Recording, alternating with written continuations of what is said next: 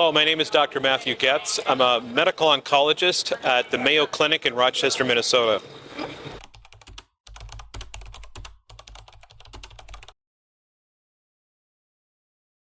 The ELAINE-1 clinical trial was testing whether lasofoxifene, which is a selective estrogen receptor modulator, provided better anti-tumor activity than the drug fulvestrant in patients with ESR1 mutated breast cancer.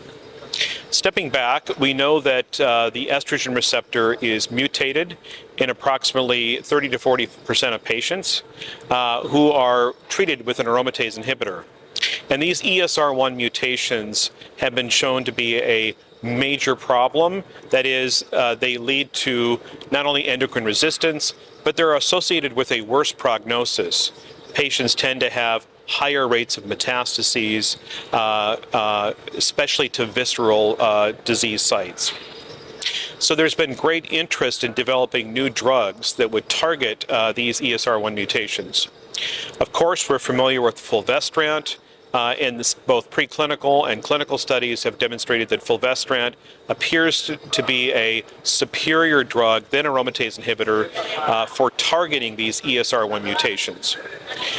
And in the last few years, we've seen a lot of data with regard to the oral SERDs. And at this meeting, we also heard some data with regard to the oral SERDs.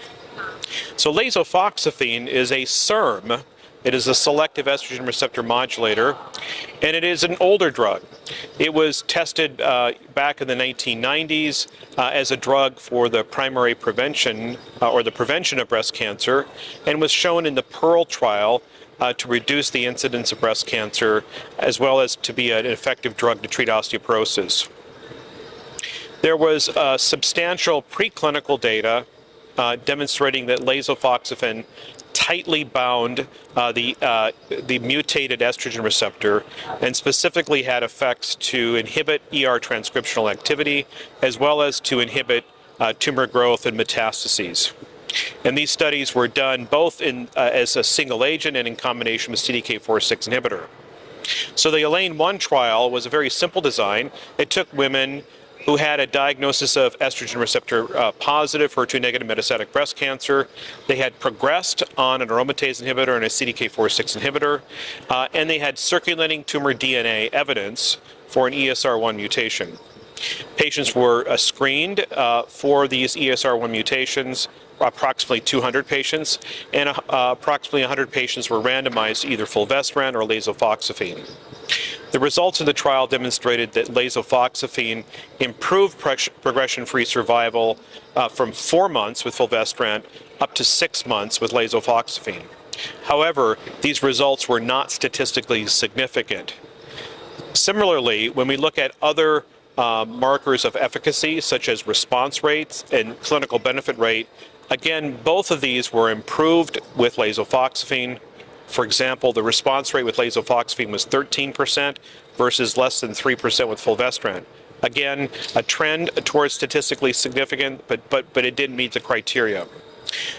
One of the most intriguing aspects of this study was evaluating the mutant allele fraction for these ESR1 variants. And when looking at the baseline and 8-week results, we found that lasofoxifene did a much better job of decreasing ESR1 variants in the bloodstream compared to fulvestrant. And more specifically, focusing on the Y537S alteration, which is a fairly nasty, meaning it's a fairly difficult mutation, and this was one that we stratified patients on. Lasofoxifene decreased this alteration in nearly all patients by a significant amount, whereas with the fulvestrant arm, we actually saw an increase in this particular, or in the mutant allele fraction for the Y537S alteration.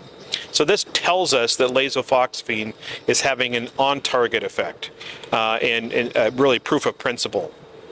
So where do we go from here? Well, where do we go from here is quite clear, because based on the ELAINE-2 trial, this was a trial that was presented at the American Society of Clinical Oncology meeting back in June. The ELAINE-2 trial tested lasofoxifene plus abemaciclib in patients with ESR1 mutated breast cancer. And again, highly refractory. These patients had progressed on CDK4/6 inhibitors and most of them chemotherapy. But in that trial, a very impressive 50% response rate, clinical benefit rate of nearly 14 months was seen. So going forward, the plan is to test lasofoxifene in combination with other targeted therapies, such as abemaciclib or other targeted therapies, for example, mTOR inhibitors.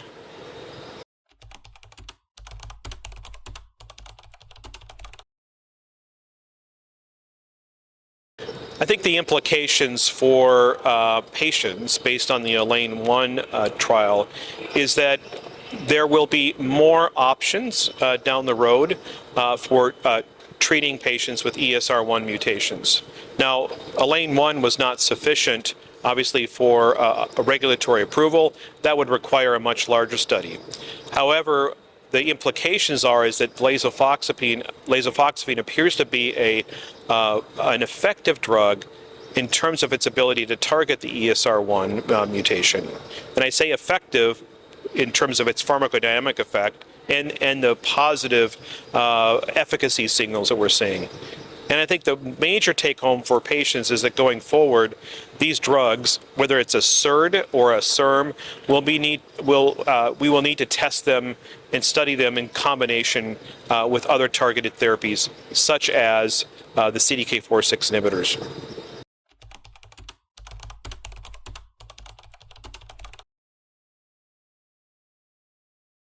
With regard to the safety, lasofoxifene was really extremely well tolerated. There were no significant toxicities that were seen. One of the toxicities that we were quite interested in was venous thromboembolic or blood clots. We know that SERMs in general are associated with a higher risk of blood clots, such as tamoxifen. In this trial, comparing lasofoxifene and fulvestrant, albeit a small trial, the important thing is there were no blood clots observed in patients treated with lasofoxifene.